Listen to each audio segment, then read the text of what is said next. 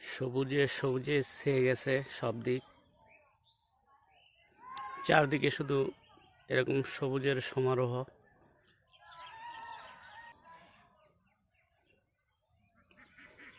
এই মৌসুম আসলে ইরি চাষ করা হয়। এসব জমিগুলিতে প্রচুর পরিমাণের ধান হয়।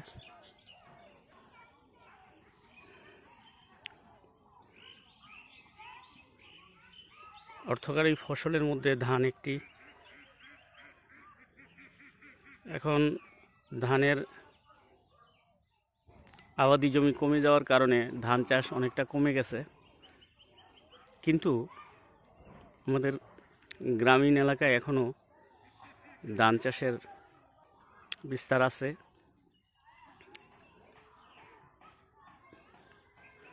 প্রচুর ধান চাষ হয় আমাদের এলাকায়।